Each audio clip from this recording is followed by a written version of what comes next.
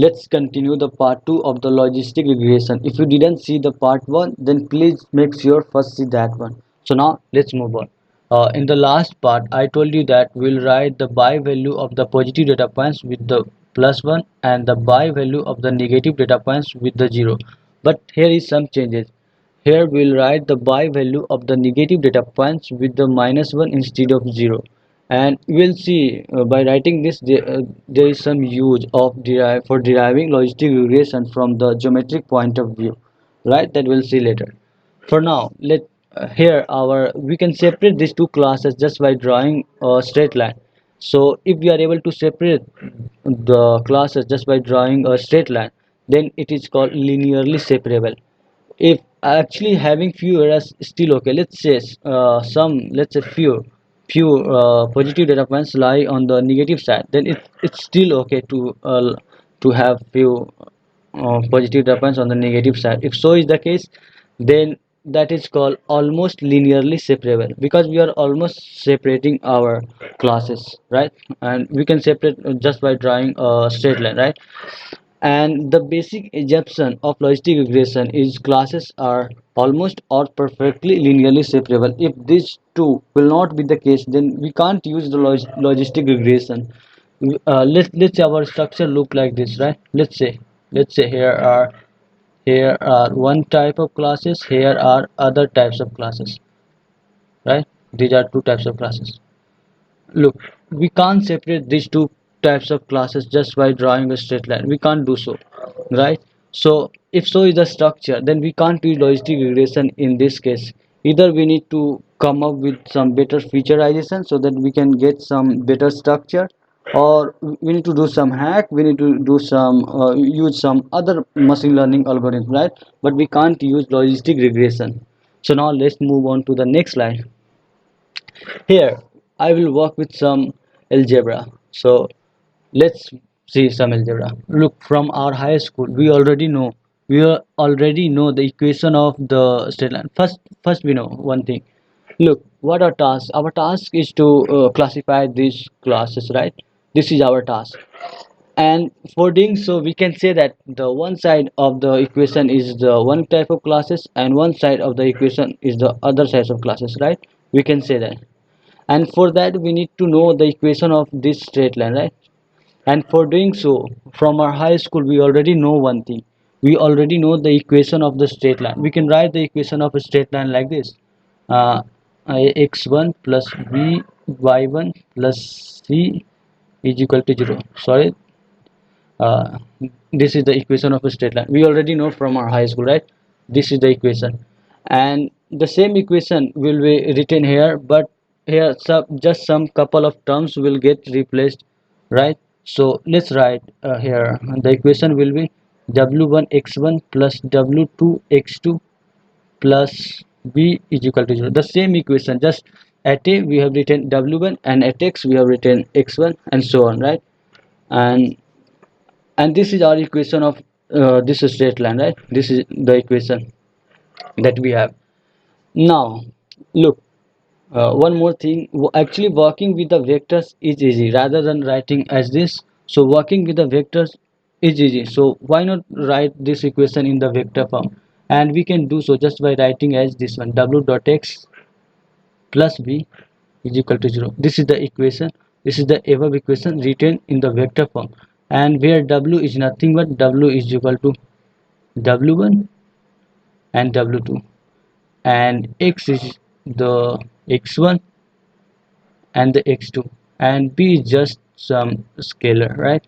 Here w belongs to in rd, and here d is nothing but 2, right? And x also belongs to in rd, and here in this case d is equal to 2, but in general d may be 4 10 thousands, like so on, right? So here in our case the value of d is 2, right? And look now, uh, here our task, we don't have the value of w and b. So this is what our task is. Our task is to find the value of w and b, because if we'll get the value of w and b, then actually we got the equation, right? So this is what our task is, right? And for doing so we have one more thing. Guess what? I think you guys actually we have one more thing, that is data set, right? We have our data set, which is here. Here is feature 1, here is feature 2. Sorry, I think it's not working. Here is feature 2, and here is what we have by, right? So this is our data set.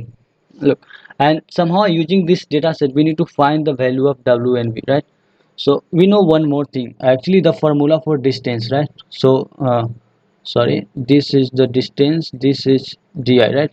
So this is our di. Actually di is the distance from the points, from the points to the line, right? And we can write di, we can write di as di is nothing but w dot xi plus b divided by w magnitude. Actually we already know this, we already know from our high school that formula for di is, formula for di we already know that di is nothing but ax1 ax1 plus b by 1 plus c divided by square root of a square plus b square. This is what we studied in our school, formula for distance, right? And this is what written here as well, just it is written here in the vector form, right? This is the same written here, just in the vector form. So now we have distance. uh, by looking at all, we can say one more thing. Look, we already know one more thing, that lying the points which are lying on the same side have the same sign, right? And the opposite side will have the opposite sign, right? We already know. So let's say these points are having positive sign, right? And these points are having negative sign. So in this case all the points lying on this side will be di greater than 0, and all the points which are lying on this side, let's say dj, which will be less than 0. Now we have two classes now.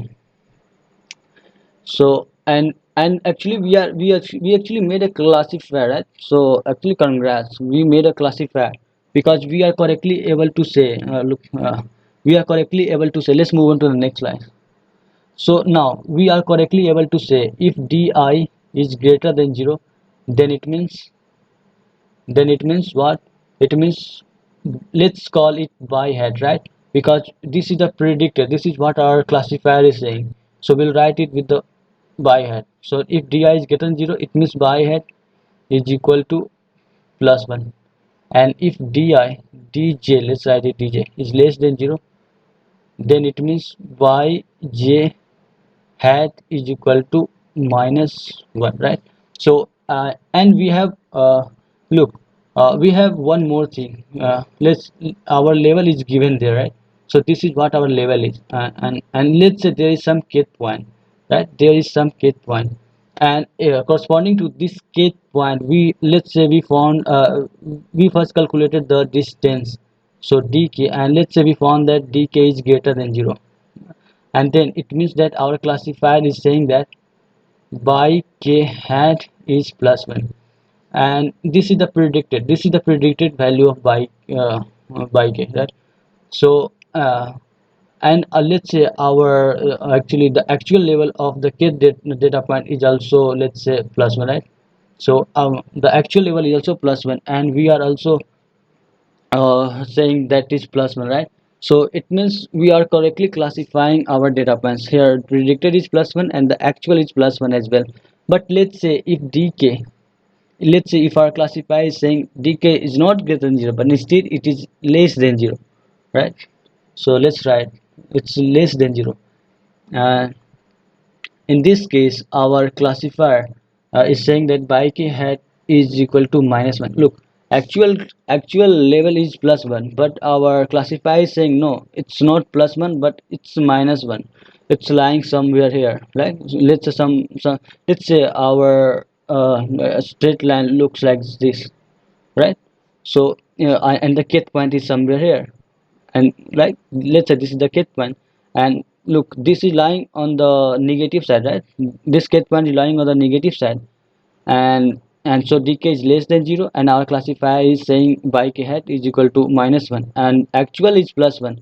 So we can see that this is not the correct line, right? This is not the correct line. Here we are incorrectly classifying our data points. So in this case there is misclassification of our data points, right? And and actually, you know what, somehow we need to use this classification and misclassification stuff to find the actual value of WNB, right? Because our look, one more thing, actually till now we don't have value of WNB. So you can ask me one question: if we don't have value of WNB, then how can we say whether DI is less than 0 or DJ is greater than 0, whatever it is?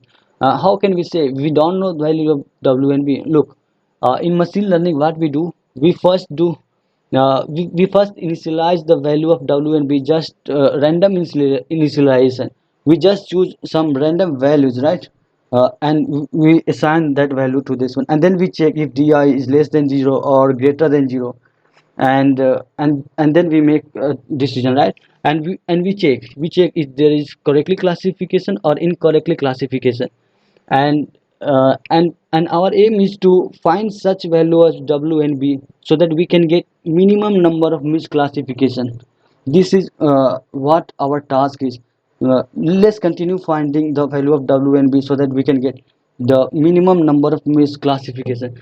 And somehow we will use this concept to find the best value of WNB, and that I will see in the next one. See you then.